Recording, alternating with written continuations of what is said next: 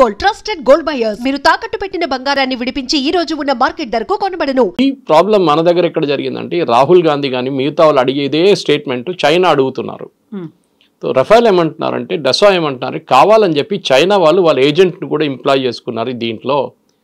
Rafale అని అడుగుతున్నారు. ఎందుకంటే రఫేల్ ఈ ఎయిర్క్రాఫ్ట్ని చాలా నేషన్స్కి అమ్మారు ఆల్రెడీ. ఈజిప్ట్, ఖతార్ వీళ్ళందరూ కొనుక్కున్నారు. ఇంకా కొత్త నేషన్స్కి అమ్ముతున్నారు. సో ఎక్కడైనా డౌట్ వచ్చింది అనుకోండి ఇప్పుడు చైనీస్ ఎయిర్ డిఫెన్స్ సిస్టమ్ ఇచ్చారు, అజర్బైజాన్కి ఇచ్చారు, పాకిస్తాన్కి ఇచ్చారు, పని చేయలేదు. మనం చూసాం కదా, మనం ఈజీగా కొట్టేసాం మొత్తం వాళ్ళ ఎయిర్ డిఫెన్స్ సిస్టమ్. ఇప్పుడు నెక్స్ట్ ఒక కంట్రీకి ఎలాంటి వాళ్ళు తీసుకోరు. అదే టైంలో మన బ్రహ్మోస్ ఇంత ఎఫెక్టివ్గా మనం యూజ్ చేసినప్పుడు ఏమైందంటే ఆల్రెడీ ఫిలిపీన్స్ మన దగ్గర నుంచి 2 బ్రహ్మోస్ కొనుక్కున్నారు. 2 బ్యాటరీస్లో చాలా మటుకు మిసైల్స్ ఉంటుంది ఎక్స్ట్రా. 2 బ్యాటరీస్ కొనుక్కు ఇప్పుడు ఇంకా 2 అంటున్నారు. ఇప్పుడు చాలా మటుకు కంట్రీస్ గ్రీస్ అడుగుతున్నారంట మన వైపు నుంచి కావాలని చెప్పేసి. సో అమ్మొచ్చు అది.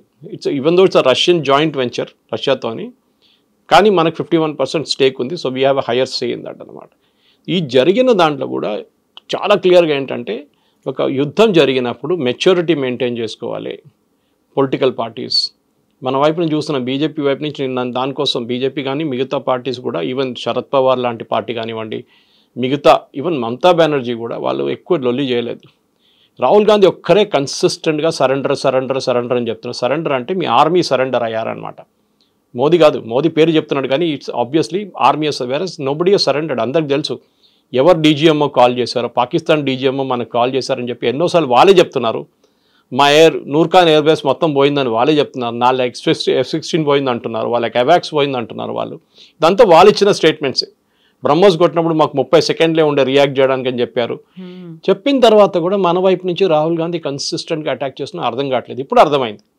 ఎందుకంటే చైనీస్ వాళ్ళు ఉపయోగించిన one of the agents of China was Rahul Gandhi obviously. ఎందుకంటే చాలా క్లియర్గా తెలిసిపోయింది that he was asking the same information with Chinese were asking.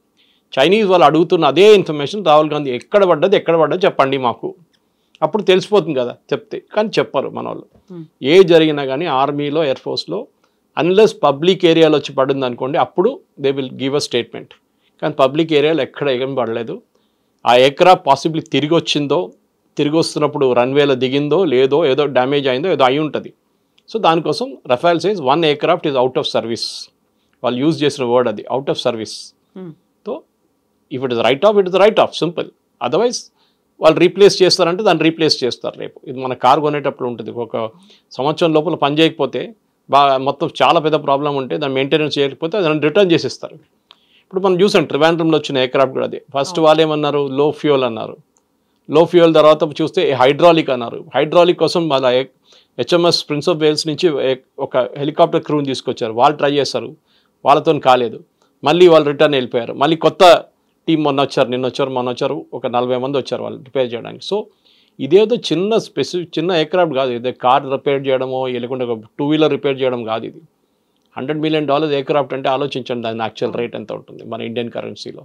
So obviously దీన్ని ఒక మెచ్యూర్ వేగా డీల్ చేయాల్సి వస్తుంది. ఇజ్రాయెల్లో చూడండి, ఇజ్రాయెల్లో వాళ్ళు ఇంతమంది ఇవాళ కూడా వాళ్ళు 4 సోల్జర్స్ని కోల్పోయారు. 5 ఇవాళ యంగ్ పీపుల్, 19-20 సంవత్సరాల ఉన్న సోల్జర్స్ గాజాలో. సో వాళ్ళు అడగరు, వాళ్ళ అపోజిషన్ పార్టీస్ అడగరు ఎక్కడ పడ్డారు అది చెప్పండి, మాకు ఎక్కడ పడ్డది ఇక్కడ చెప్పండి. మిసైల్స్ వచ్చి వాళ్ళ మీద కూడా పడ్డది కదా, హైఫాలో పడ్డది, టెలవీవ్లో పడ్డది. కానీ వాళ్ళు రియాక్ట్ కాలేదు, వాళ్ళు పాజిటివ్గా రియాక్ట్ అయ్యారు. సరే పడ్డది, డ్యామేజ్ అయింది, we are taking care of it, finished, matter ends. ఇక్కడ అది కాదు, మాకు ఎన్ని ఎయిర్క్రాఫ్ట్ పోయింది చెప్పండి, ఎన్ని ఎయిర్క్రాఫ్ట్ పోయింది. స్పెసిఫిక్గా ఎయిర్క్రాఫ్ట్ ఒక్కటే అడుగుతున్నారు, పాకిస్తాన్ వైపు ఎన్ని పోయిందని అడగట్లేదు మన వాళ్ళు. రాహుల్ గాంధీ కానీ మిగతా కొన్ని ఆపోజిషన్ పార్టీ వాళ్ళు పాకిస్తాన్ది ఎన్ని ఎయిర్క్రాఫ్ట్ పోయింది మాకు చెప్పండి అని చెప్తే మేము మళ్ళీ అదొక ఇంకొక లాజిక్ ఉంటుంది దానికి, అది లేదు. Anyway as of now DESO is taking care of it. మన ఎయిర్ ఫోర్స్ అయితే మాట్లాడరు దాని గురించి. సింధూర్ కూడా అయిపోయింది, కానీ పాకిస్తాన్ వైపు నుంచి ఇంకా స్టేట్మెంట్లు వస్తూనే ఉన్నాయి.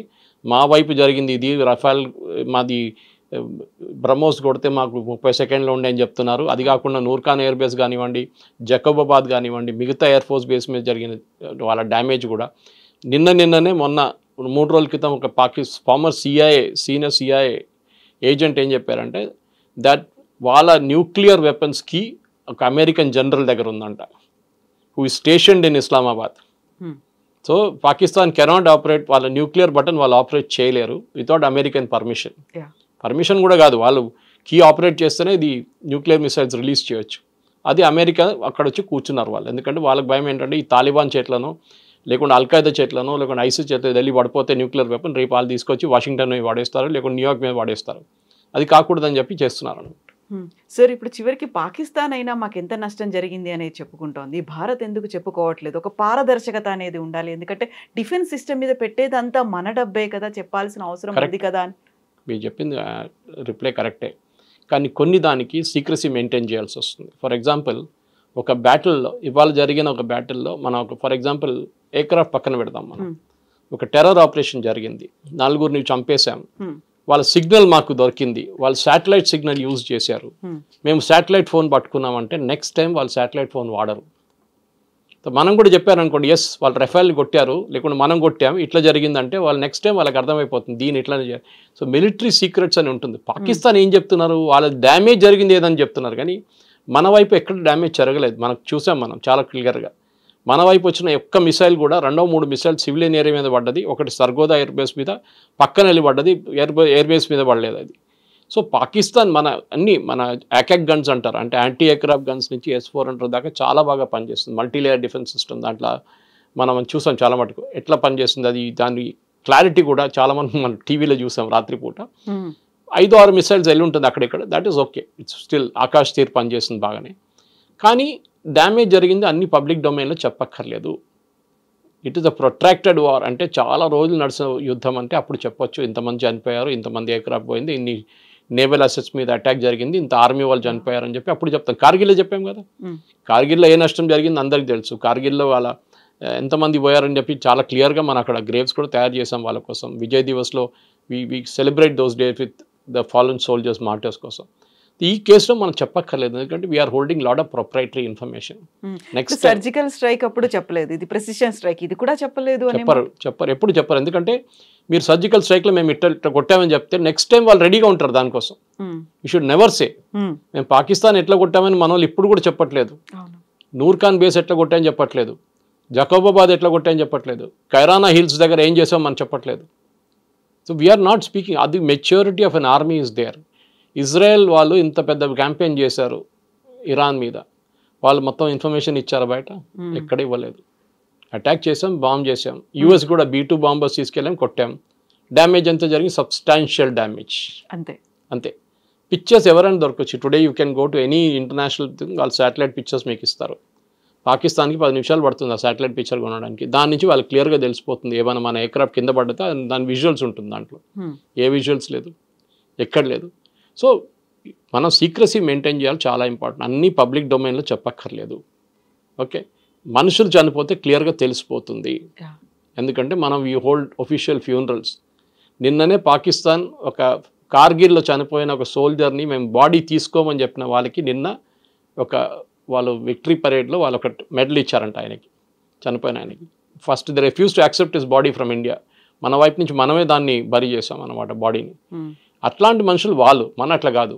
మన ఫాలన్ సోల్జర్స్ని మనం ఎప్పుడు రెస్పెక్ట్ ఇస్తాం, వాళ్ళ ఫ్యామిలీకి బాడీ అక్కడ పంపిస్తాం, అన్నీ జరుగుతుంది. ఈసారి కూడా చూసాం మనం అది జరిగిందంతా.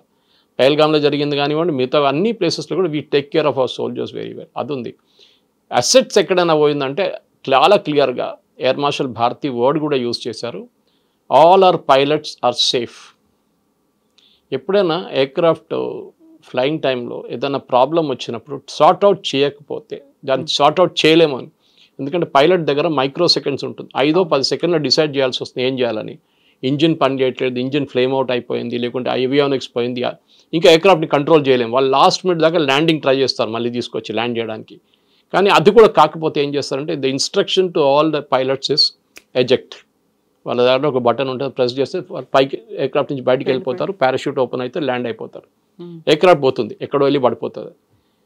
అది ఎందుకు చేస్తున్నారంటే ఒక ఎయిర్ ఫోర్స్ పైలట్ని ట్రైన్ చేయడానికి మీరు 2.5-3 కోట్లు ఖర్చు పెడతారు. Your life is more valuable than the aircraft రేపు కొనొచ్చు. ఇంకొక పైలట్ని ట్రైన్ చేసి తీసుకురావాలంటే చాలా కష్టపడాలి. మన దగ్గర ట్రైన్ చేస్తారు హకీంపేటలో. ఫస్ట్ అక్కడ ఫిక్స్ వింగ్ ఉంది, దిండిగల్లో ఫిక్స్ వింగ్ ఉంది, హకీంపేటలో హెలికాప్టర్ డివిజన్ ఉంది మన దగ్గర. సో ట్రైనింగ్ కోసం చాలా ఖర్చు పెట్టిన డబ్బులు వాళ్ళ ఎక్స్పీరియన్స్ అయినప్పుడు they have to save that life అన్నమాట. దానికోసం చూడండి లాస్ట్ మినిట్ దాకా వాళ్ళు ట్రై చేస్తారు, కాకపోతే ఎజెక్ట్ చేసేస్తారు వాళ్ళు. సో ఇది కూడా అంతే case, that in a war also, war సిచ్యువేషన్లో కూడా ఎయిర్క్రాఫ్ట్ని సేవ్ చేయడానికి ట్రై చేస్తారు, ఎందుకంటే చీప్ కాదు. 50 మిలియన్ $60 మిలియన్ ఒక్కొక్క ఎయిర్క్రాఫ్ట్. F-35 అయితే $100 మిలియన్, మన ఇంకా కొనలేదు అది. So that is where it is. So ఒక వార్ సిచ్యువేషన్లో చెప్పిన దానికి అసలు డెసా వాళ్ళు టేక్ చేసుకున్నారు, చాలా క్లారిఫికేషన్ ఇచ్చారు. మన వైపు నుంచి కూడా అక్కడిక్కడ కాకుండా మనం స్టేట్మెంట్లు ఇచ్చాం. మన CDS అనిల్ చౌహాన్ గారు కానీ, మన ఎయిర్ ఫోర్స్ చీఫ్ కానీ, మన ఒక అటాచ్ కూడా ఒక ప్రెస్ కాన్ఫరెన్స్ చేశారు, ప్రెజెంటేషన్ చేశారు. సో కానీ దాన్ని కూడా మన మీడియా ట్విస్ట్ చేస్తారన్నమాట. ఏదైనా చెప్తే మోదీ గారు ఎందుకు చెప్పలేదు, మోదీ గారు ఎందుకు మాట్లాడలేదు అని మోదీ గారు చెప్పక్కర్లేదండి. ఒక డిఫెన్స్ మినిస్టర్ ఉన్నారు, డిఫెన్స్ సర్వీసెస్ ఉన్నారు, వాళ్ళు మాట్లాడతారు ప్రొఫెషనల్గా, వాళ్ళకి తెలుసు ఇట్లా మాట్లాడాలని. సార్ ఇప్పుడు మనం డిఫెన్స్ సిస్టమ్ గురించి మాట్లాడుకున్నప్పుడు ఆబ్వియస్గా టెర్రరిజం గురించి కూడా మాట్లాడుకోవాలి. టెర్రరిస్టులు అనగానే పాకిస్తాన్ బేస్డ్గానే వాళ్ళు ఆపరేట్ చేస్తున్నారు అనుకున్నప్పుడు యుఎస్ మనకు అప్పగించినటువంటి రానా చెప్పినటువంటి మాట, ఒక ట్రస్టెడ్ పర్సన్ని నేను పాకిస్తాన్ ఆర్మీకి అన్నాడు. ముంబై టెర్రర్ అటాక్స్ కావచ్చు, గతంలో జరిగినటువంటి అన్ని ఇన్సిడెంట్లో ఆయన ప్రధానమైనటువంటి భాగస్వామియే కాదు, ఆయనే చాలా క్లియర్గా ఎక్కడెక్కడ ఎవరిని డిప్లాయ్ చేయాలి అనేది కూడా చెప్పారు అనేది. ఎందుకని అంత ఒక ట్రస్టెడ్ పర్సన్ని అనే ఒక మాట, పాకిస్తాన్ ఆర్మీ నన్ను చాలా నమ్మింది అని ఆయనైతే ఒక స్టేట్మెంట్ ఇచ్చాడు. అక్కడే బోల్డ్ అని క్వశ్చన్స్ కూడా ఉన్నట్టున్నాయి కదా సార్. ఆయన ముంబైలో అదే దాడులు జరిగిన టైంలో ఉన్నాడా లేడా, ఎందుకని యూఎస్కి వెళ్ళిపోయాడు, దుబాయ్కి వెళ్ళాడు, ఇలాంటివన్నీ సార్. దుబాయ్కి వెళ్ళాడని చెప్పి ఎయిర్పోర్ట్లో ఒక ఎగ్జిట్ చూపిస్తుంది ఆ టైంలో, అప్పుడు ఇన్వెస్టిగేషన్ చూపిస్తుంది. కానీ దాని తర్వాత ఆయన ఇప్పుడు ఏమంటున్నా అంటే నేను రిటర్న్ వచ్చానని చెప్తాను. మనం అందరూ అనుకున్నాం అంటే పాకిస్తాన్లో వాళ్ళ హ్యాండ్లోస్తో నువ్వు కూర్చున్నాడు అనుకున్నాం మనం. డేవిడ్ కోల్మన్ హెడ్లీ కానివ్వండి, తహవూర్ రానా కానివ్వండి, ఐడెంటిఫికేషన్లో స్పాట్స్లో ముంబైలో ఆల్మోస్ట్ 20 స్థానాలు వాళ్ళు ఫస్ట్ రెక్కీ చేసుకున్నారు. ఛత్రపతి శివాజీ టర్మినస్, లేకపోతే లియోపోల్డ్ కెఫే తాజ్ పక్కన ఉంటుంది, తాజ్ పక్కన ట్రైడెంట్, హబాద్ హౌస్ అంటే వీళ్ళ ఇజ్రాయలీ వాళ్ళది ఒక గెస్ట్ హౌస్ లాగా, ప్లస్ ప్రేయర్ అక్కడ చేస్తారు వాళ్ళు. అది కాకుండా మిగతా ప్లేస్లో కూడా వాళ్ళు అనలైజ్ చేసుకున్నారు ఇక్కడెక్కడ అటాక్ చేయాలని. కానీ లాస్ట్లో they నారోడ్ down to these places. Comma హాస్పిటల్కి తర్వాత వెళ్ళారు, ఇట్ వాజ్ అన్ఫార్చునేట్ థింగ్. అది ఎందుకు వెళ్ళారో ఎవరు తెలియట్లేదు క్లియర్గా. కానీ ఈ అటాక్ జరిగిన దానికి తహవూర్ హుస్సేన్ రానాకి మొత్తం అన్ని ప్లేసెస్ చాలా క్లియర్గా తెలుసు. ఎందుకంటే నేను దీనికన్నా ముందు కూడా బహుశా మీ ఛానల్ మాట్లాడాను, ఇంకో ఛానల్ మాట్లాడినాను.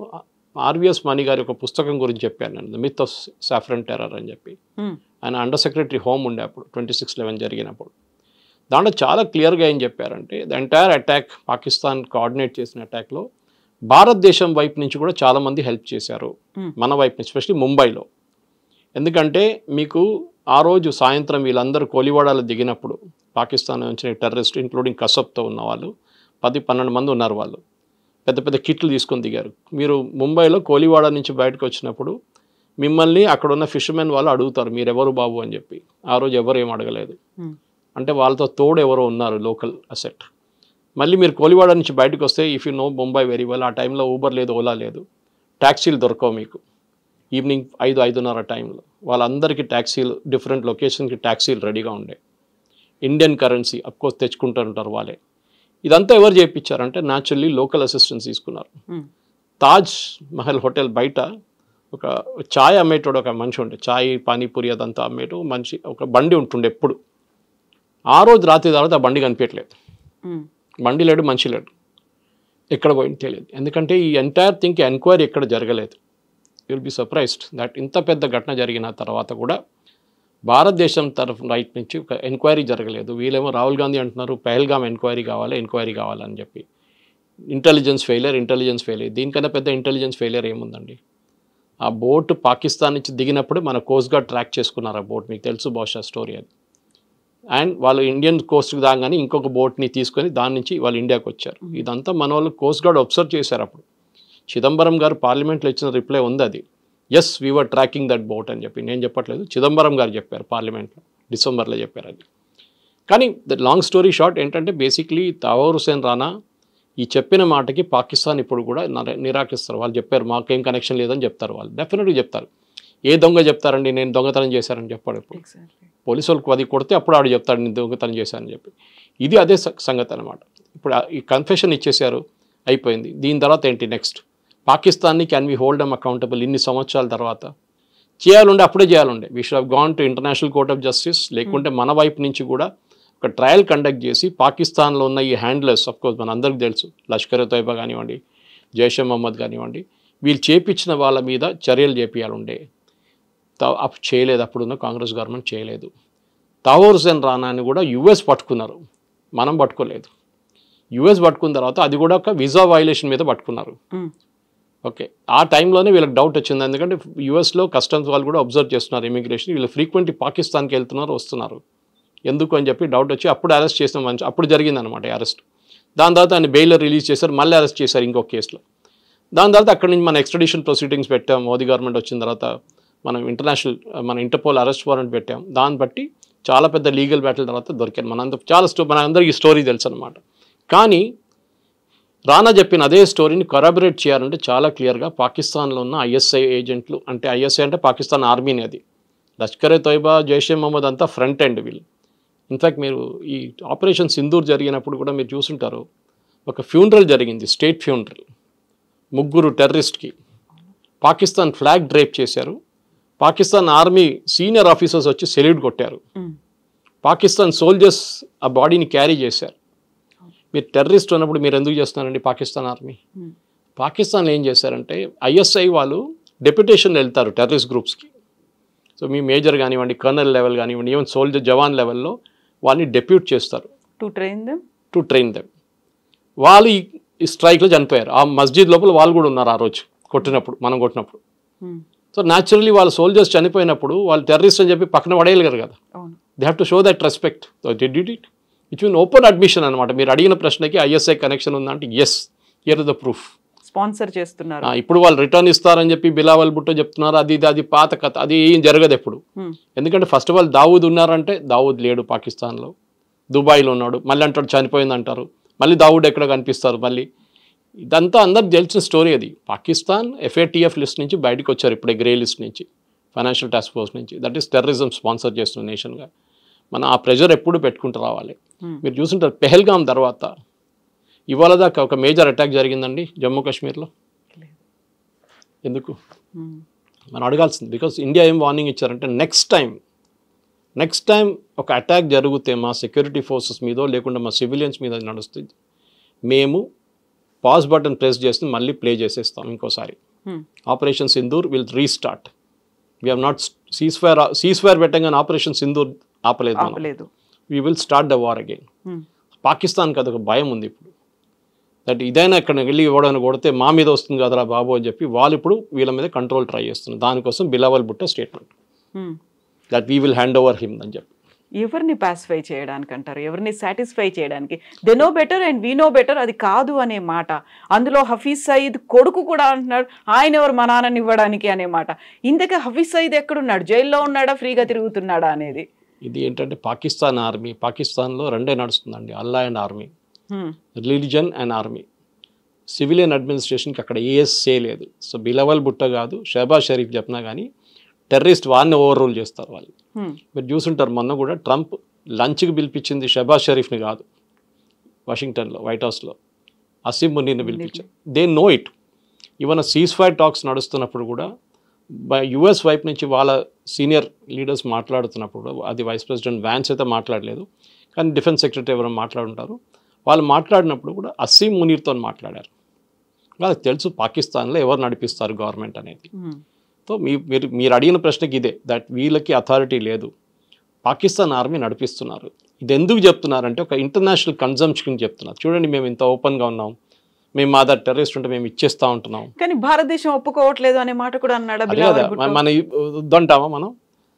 వద్దంటావా? వీళ్ళేమంటారు అప్పుడు ఇంకేదో కండిషన్ పెడతారు దానికి, అరే మీ వైపు ఉన్న ఆర్ఎస్ఎస్ వాళ్ళని మాకు ఇచ్చేయమంటారు. అది అన్నీ వస్తుంది అట్లాంటి కండిషన్, మనకు తెలుసు ఇదంతా. ఇక్కడ వేర్ ఇట్ లీడ్స్ టు అని తెలిసిపోతుంది. సమజ్దార్కు ఇషారా కాఫీ అంటారు హిందీలో, అదే చాలా క్లియర్గా తెలిసిపోతుంది. ఇప్పుడు టెర్రరిస్ట్ అనగానే మీ వైపు కూడా టెర్రరిస్ట్ ఉంది కదా, ఆర్ఎస్ఎస్ వాళ్ళు ఉన్నారు కదా, బీజేపీ విహెచ్పి వాళ్ళు ఉన్నారు కదా, బజరంగ్ వాళ్ళని మాకు అప్పగించండి, వాళ్ళు పాకిస్తాన్లో బలూచిస్తాన్లో బాంబు వేస్తున్నారు, మాకు అదే అప్పగించండి అని చెప్తారు.